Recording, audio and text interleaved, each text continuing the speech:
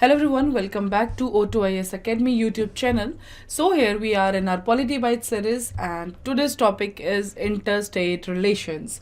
So to download the topic lectures PDF, you have to download the Telegram and subscribe our Telegram channel that at O2IS Academy.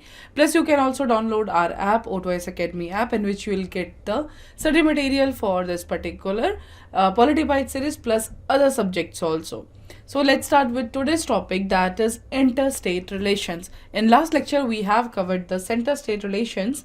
Centre और states के बीच में क्या relation है वो हमने last lecture में कवर किया था, लेकिन अब स्टेट्स के बीच में आपस में कैसे क्या रिलेशन है that we will study today in the detail. इसका नीड क्या है, दैट इज द, हमने बोला कि सेंटर और स्टेट का आपस में हार्मनी होना चाहिए, तो same is here, that is the harmony between the states also, successful functioning of the again Indian federal framework. मैंने आपको कहा था जब भी हम ये पढ़ेंगे दैट इज द फेडरलिज्म की ही बात होगी जब हम स्टेट्स या पावर की शेयरिंग के ऊपर हम लोग बात करेंगे. ओके सो सबसे पहला जो कंसेप्ट हम जो पढ़ेंगे that is related to the interstate councils. इनको क्यों बनाया गया था, तो इंटरस्टेट काउंसिल्स की जब हम बात करेंगे तो पहले हम पढ़ेंगे इनके लिए 4 पॉइंट्स. पहला था adjudication of interstate water disputes, coordination through interstate councils, mutual recognition of public acts, records and judicial proceedings, and the freedom of interstate trade, commerce and intercourse. ये 4 चीज़ें हैं जो हम इंटरस्टेट के बारे में पढ़ेंगे. ये 4 चीज़ें कैसे फंक्शन करती है. सो दिस आज का जो लेक्चर होगा that is completely on this 4 pointers कि स्टेट्स के आपस का जो रिलेशन है वो कैसे काम करता है. One will be around the water disputes के पास इंटरस्टेट काउंसिल्स कैसे आई, then public acts, records and judicial proceedings के बीच में क्या है, ट्रेड, कमर्स, इंटरकोर्स क्या है, एंड लास्ट में हम 2 चीज़ें और देखेंगे that is zonal councils and GST Council. Okay, so let's start with our first topic that is interstate water disputes. देखिए वाटर एक ऐसी चीज़ है जो हम सबको चाहिए, फाइन. अब इन सब चीज़ों की ज़रूरत क्यों पड़ी अलग से, वाटर डिस्प्यूट की क्या बात, वाटर डिस्प्यूट जब आएगा तो उसके लिए अलग से एक अथॉरिटी क्यों बनानी है, ये सब अभी हम डिटेल में करेंगे. So when it comes to the article water dispute के पीछे तो दैट इज आर्टिकल 262 के अंदर इंटरस्टेट वाटर डिस्प्यूट की बात की गई है. So this is very important article. So parliament by law provide for the adjudication of any dispute और complaint with respect to the use, distribution and control of waters of any interstate river and river valley. For example एक river है जो 2-3 state से जा रही है, S1, S2, S3, ठीक है. तो अगर इन तीनों के बीच में कोई रिवर जा रही है तो इसके ऊपर अगर कोई भी लॉ बनना है तो कौन बनाएगा, और इसकी ज़रूरत एक अलग से एक बॉडी की ज़रूरत क्यों पड़ी, बॉडी की ज़रूरत पड़ी. मान लीजिए कोई एक रिवर है जो S1, S2, S3 से क्रॉस कर रही है. S2 ने अगर अपनी टेरिटरी के अंडर कोई डैम बना दिया तो S2 ने तो यहाँ पे पानी रोक लिया, डैम बना दिया, तो S3 के ऊपर क्या हुआ, S3 के ऊपर अफेक्ट होगा. सो S2 बोलेगा कि मैंने तो अपनी टेरिटरी के ऊपर बनाया है तो मेरा तो इस पर रूल है, कंट्रोल है. बट S3 की इसमें क्या गलती, पास तो तीनों से है ना, S3 का भी तो बराबर का हक है उस रिवर के ऊपर. So that is the need to make a different authority जो इन सब चीज़ों का डिस्प्यूट, जो तीनों को बराबर एक चीज़ को देखेगा कि हाँ किसके लिए कितना वाटर दिया जाएगा. प्लस सुप्रीम कोर्ट और हाई कोर्ट होने के बाद हमें एक अलग से बॉडी की ज़रूरत क्यों पड़ी, अलग से बॉडी की ज़रूरत इस पड़ी क्योंकि मान लीजिए ये दो स्टेट्स जो हैं वो लीगल एंटिटीज ज़रूर हैं, but the thing is water is something which is needed at the ground level to the common people, ठीक है. तो जब बात आएगी वाटर डिस्प्यूट के ऊपर तो आपको ग्राउंड लेवल पे जाके स्टडी करना पड़ेगा कि कैसे क्या चीज़, उसके लिए कोई लॉयर या कोई जज आपके ग्राउंड में आके, कोई स्टेट में आके नहीं देखेगा कि हाँ कौन सा फार्मर या कौन सा इंसान कैसे अफेक्ट हो रहा है पर्टिकुलर स्टेट में, किसको कितने पानी की ज़रूरत है. क्या हो सकता है एक स्टेट से यही एक नदी निकल रही हो और दूसरे स्टेट से 3 नदियां और जा रही हों, ठीक है. So that will all be studied in the ground level. तो इस ग्राउंड लेवल को स्टडी कौन करेगा, दिस पर्टिकुलर ट्रिब्यूनल जो इंटरस्टेट वाटर डिस्प्यूट रेजोल्यूट करने के लिए करेंगे. तो ये कौन देखेगा, यही पर्टिकुलर जो ट्रिब्यूनल होगा यही इस चीज़ को स्टडी करेगा. Next is Parliament may also provide that neither the Supreme Court nor any other court is to exercise jurisdiction in respect of any such dispute. ठीक है, ऐसा कुछ भी होगा तो इस पर्टिकुलर के अंदर पार्लियामेंट, सुप्रीम कोर्ट और किसी भी कोर्ट को रोक सकता है।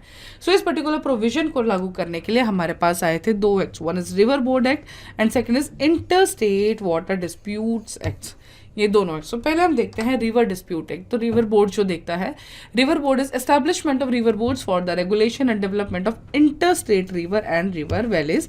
सच a river board is establishment on the request of the state government concern by central government. State government आपको रिक्वेस्ट करेगी तो सेंट्रल गवर्नमेंट एक ट्रिब्यूनल बना देगी, या सॉरी रिवर बोर्ड बना देगी पर्टिकुलर रिवर के लिए। हर एक रिवर के लिए डिफरेंट रिवर बोर्ड बन सकता है एंड वो किसके अंडर है, this is the act, river boards act is 1956। बनाएगा कौन, सेंटर बनाएगा। Next is inter state water dispute act, ये भी 1956 में आया था।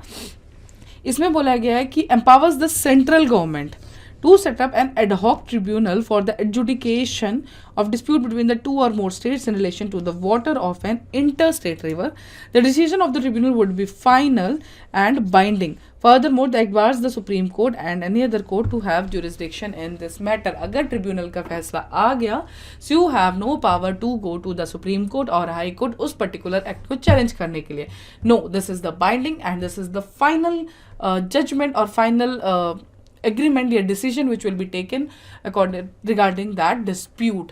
ठीक है, तो ये पावर देता है, this act gives the power to the किसको, सेंट्रल गवर्नमेंट। दोनों रिवर बोर्ड बनाने के लिए भी किसके पास पावर है, हमारे सेंटर के पास। Same is with this tribunal also, power किसके पास है, हमारे सेंटर के पास, एक ट्रिब्यूनल बनाने के लिए किसी भी पर्टिकुलर रिवर के लिए। सो आज तक जो हमारे ट्रिब्यूनल्स बने हैं, so you can have a look on this particular table. इसमें आपको ये रिवर्स भी पता लग जाएंगे, प्लस यू विल अंडरस्टैंड कौन सी रिवर किस स्टेट से क्रॉस होती है। प्लस वैसे ये ज्योग्राफी में when you will study the river system, वैसे भी आप उसमें ये क्लियरली मेंशन करते हैं कि कौन सा रिवर किस किस एरिया से पास करता है। सो पहले जैसे will study Ravi and Beas water, तो पंजाब, हरियाणा, राजस्थान। कृष्णा के ऊपर है, देन कर्नाटका, आंध्र प्रदेश, महाराष्ट्र। कृष्णा के ऊपर 2 बने, this Karnataka, then Telangana is also added, Godavari है। So you will have to see these all कि अब तक कितने हमारे बने, सो कावेरी भी है, fine. So you have to study all this कि कौन से ट्रिब्यूनल्स हैं, प्लस इंपॉर्टेंट है कौन कौन से स्टेट्स के बीच में है, इशू क्या है। ठीक है, next is mutual recognisation of public acts, records and judicial proceedings. So इसके ऊपर जो हम पढ़ते हैं that is the full faith and credibility. हम फेडरल स्ट्रक्चर के ऊपर बहुत बड़े बड़े आर्टिकल्स पढ़ते हैं कि हम इसमें लेजिस्लेट करेंगे, ये करेंगे, but these are the very small things. अगर हम इस पर्टिकुलर सिर्फ अगर हम हेडिंग को देखें, अभी तक अगर हम डिटेल टेक्स्ट पे ना जाएं, तो we will see one thing. देखिए, म्यूचुअल रिकॉग्नाइजेशन, इससे आप क्या समझते हैं, म्यूचुअल किसके बीच में, सेंटर और स्टेट के बीच में। Recognisation of public acts, records and judicial proceeding, मतलब कोई एक्ट जो पब्लिक के लिए बनाया गया हो, कोई रिकॉर्ड जो एक सेंटर ने रखा हो, या जुडिशियल प्रोसीडिंग्स जो हो सकते हैं सुप्रीम कोर्ट ने या किसी और हाई कोर्ट ने, किसी स्टेट हाई कोर्ट ने, ये सब रखे, तो उनके बीच में म्यूचुअल रिकॉग्नाइजेशन होना चाहिए। ऐसा नहीं है, मीन्स जैसे हम पढ़ते हैं जुडिशियल प्रोसीडिंग का अगर हम एग्जांपल लेते हैं, मान लीजिए एक स्टेट कोर्ट ने, जैसे कि अगर पंजाब हाई कोर्ट ने एक पर्टिकुलर जजमेंट पास की, तो उस पर्टिकुलर जजमेंट को एक बेस लेके कोई और स्टेट हाई कोर्ट भी कोई जजमेंट दे सकता है, या आप उसको कोर्ट कर सकते हैं।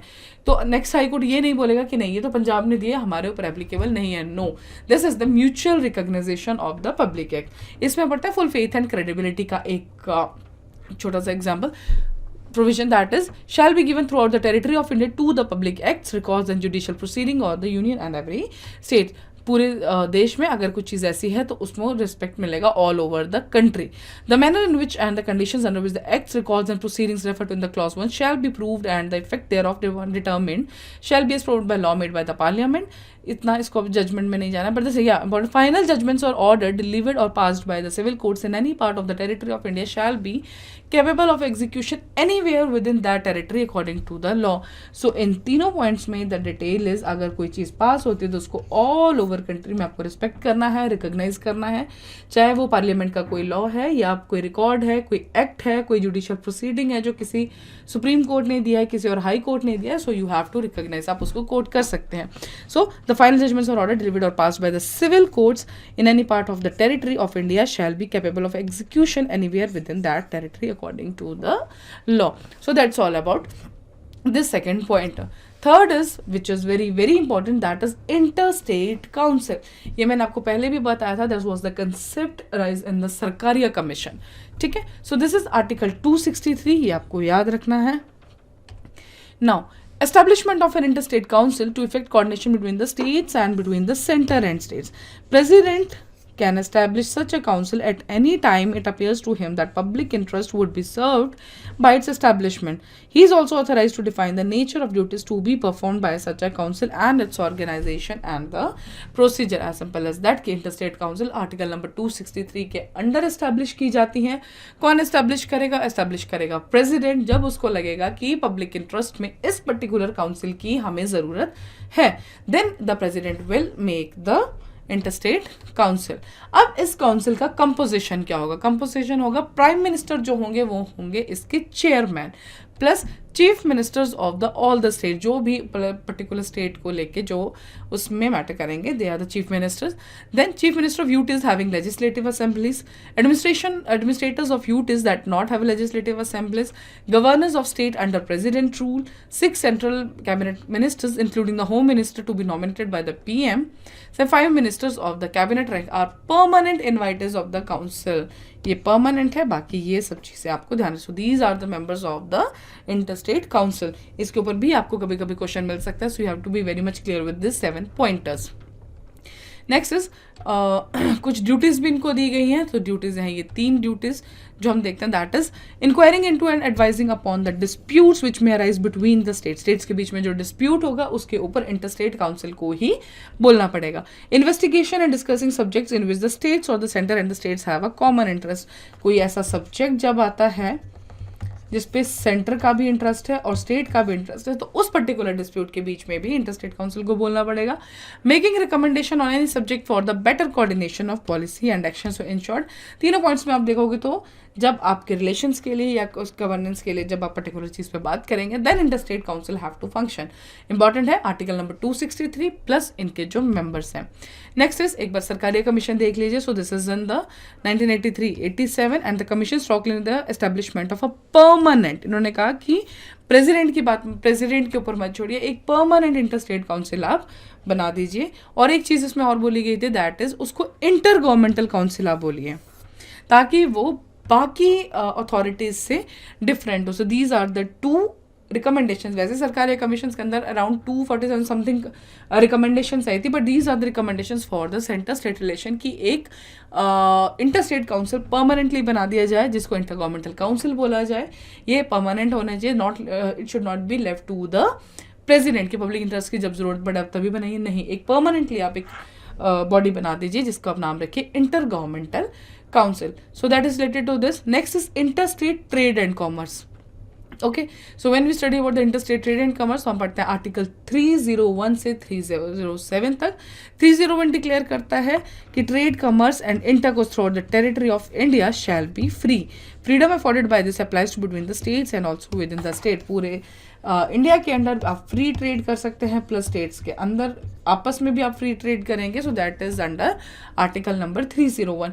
दिस इज नॉट ये वाला चैप्टर की बहुत ज़्यादा क्वेश्चन इससे पूछे जाता है, बट वंस कभी कभी इंटरस्टेट ट्रेड एंड कॉमर्स या इंटरस्टेट रिलेशंस के ऊपर, सेंटर स्टेट रिलेशंस के ऊपर आर्टिकल बेस्ड क्वेश्चंस आ जाते हैं. So should be clear with the article. जब 301 से 307 तक बात करेंगे, that is related to interstate trade and commerce. Next is article 302 to 305 impose करता है रिस्ट्रिक्शंस. रिस्ट्रिक्शंस किसके ऊपर? पार्लियामेंट या स्टेट लेजिस्लेचर के ऊपर. क्या अगर कुछ भी पब्लिक इंटरेस्ट में ऐसा कोई ट्रेड हो रहा है जो सही नहीं है, तो रिस्ट्रिक्शंस बोलती हैं 302 से 305 तक. 301 के अंदर हर एक ट्रेड को परमिट कर दिया गया है, बट द 302 से 305 बोलता है अगर पब्लिक इंटरेस्ट में कुछ भी हानिकारक है, कुछ भी किस चीज़ को वायलेट करता है, तो पार्लियामेंट या स्टेट लेजिस्लेचर को पावर दी गई है रिस्ट्रिक्शंस इम्पोज करने की. ओके, आर्टिकल 31 इसमें भी बोला है कि कर्टेल कर जा सकता है नेशनलाइजेशन लॉज के ऊपर. Parliament has authorised to appoint an appropriate authority for carrying out the purpose. ये कोई पार्लियामेंट कंप्लीट पावर जो दी गई है पार्लियामेंट के ऊपर ही दी गई है कर्टेल करने के लिए, कोई नेशनलाइजेशन ऑफ लॉज के लिए. प्लस पार्लियामेंट कोई ऐसी बॉडी भी एस्टैब्लिश कर सकती है जो इस पर्टिकुलर चीज़ को कंट्रोल करें. सो that's all with the trade and commerce. Next is आपको सिर्फ आर्टिकल्स याद रखने। अगला है जोनल काउंसिल्स, और इससे पहले हम ये देखते हैं जोनल काउंसिल्स ये हैं क्या। These are the statutory bodies किसके अंडर एस्टैब्लिश की गई हैं 1956 एक्ट, स्टेट रीऑर्गेनाइजेशन एक्ट जो हमने पहले भी पढ़ा है when we have studied all the states, तो उसमें हमने पढ़ा था स्टेट रीऑर्गेनाइजेशन एक्ट जो है 1956 का, उसके अंडर ही जोनल काउंसिल बनाया गया। होम मिनिस्टर सेंट्रल गवर्नमेंट के जो हैं वो है chairman of all the zonal councils. Prime minister हमने इंटर स्टेट काउंसिल में हमने चेयरमैन पढ़े थे, but in zonal council the home minister is are chairman. Then other members कौन से हैं, that's the chief minister of the states included in each zone, act as vice chairman हर साल rotation में। ठीक है, जो काउंसिल्स उसमें इन्वॉल्व है, मान लो पांच स्टेट्स उसमें इन्वॉल्व हैं, तो हर एक का जो चीफ मिनिस्टर होगा वो बनेगा वाइस चेयरमैन। चेयरमैन तो होम मिनिस्टर हो गए, वाइस चेयरमैन हर एक साल बाद याद होगा, that will be in rotation. ठीक है, 1 2 3 4 5 अगेन इससे 1 2 3 4 5 इन rotation the vice chairman will change, that will be the chief ministers, और पीरियड क्या है 1 ईयर। नेक्स्ट इज आज के टाइम पे कितनी जोनल काउंसिल्स हैं, they are 6, north east west south तो हम सबको पता है, 2 जो और हैं that is central and north eastern. So north south east west then central and north east, these are the 6 zonal councils जो आज के टाइम पे हैं। now these are merely the advisory bodies जो recommendations देती हैं in the field of economic, social planning, center and states के बीच में disputes, linguistic minorities, ठीक है, ट्रांसपोर्ट, जो चीज़ें हमारे इंटरस्टेट में काम कर रही हैं, ठीक है, इसमें ये रिकमेंडेशन देगा। कौन देगा, जोनल काउंसिल। जोनल काउंसिल्स क्या है, कुछ स्टेट्स का आपस में पार्ट, नॉर्थ की अलग है, साउथ की अलग है, ईस्ट की अलग है, वेस्ट की अलग है, नॉर्थ साउथ की अलग, सॉरी सेंट्रल की अलग है, नॉर्थ ईस्ट की अलग काउंसिल है। तो उसके रिलेटेड जो भी इकोनॉमिक, सोशल प्लानिंग, इन सब चीज़ों पे अगर कुछ भी बात है, कोई सब्जेक्ट पे बात हो रही है, then zonal council can give their recommendations. So the last part of this is GST council, इसके बारे में आपको सिर्फ इतना पता होना चाहिए, this is the joint forum of the centre and the state. अभी तक जो हम पढ़ रहे थे जोनल काउंसिल्स, ये हम पढ़ रहे थे inter state, but when it is about the GST council, this is the joint forum of the centre and the states. It was set up by the president as per the article, जो article है that is 279A clause 1 of the amended constitution. तो ये article आपको ध्यान रखना है for the GST council. Members कौन है इसके, मेंबर्स है यूनियन फाइनेंस मिनिस्टर चेयरपर्सन है, यूनियन मिनिस्टर ऑफ स्टेट है फाइनेंस के from the centre, each state can nominate a minister in charge of the finance और टैक्सेशन और any other minister as a member. ठीक है, finance minister है, union minister of state जो होगा finance के वो होंगे पार्ट, प्लस हर एक जो स्टेट है वो अपने आप में एक मिनिस्टर को अपॉइंट कर सकता है। फंक्शंस क्या है, again make recommendations to the union and the states on the important issues related to the GST, plus जो स्लैब्स हैं जीएसटी के वो भी जीएसटी काउंसिल ही डिसाइड करेगा। Okay, so these are the functions, plus जो ये रिकमेंडेशंस है these are not binding. The court said that the article 256A of the constitution give both Parliament and state simultaneous power to legislate on the GST, and recommendations of the council are the product of a collaborative dialogue involving the union and state, so they are not binding। आपको ये ध्यान रखना है, this is the council specifically designed for the GST, but this council के जो हमारी recommendations हैं वो बाइंडिंग नहीं है। प्लस 246A आर्टिकल के अंडर हमने पार्लियामेंट और स्टेट को दोनों को पावर दी है कॉन्स्टिट्यूशन ने इस पर्टिकुलर टॉपिक पे बात करने की, रिकमेंडेशंस देने की। So that's all about the interstate relations। ये वो छोटा सा टॉपिक था, so that's we done। Now we'll see some questions related to this।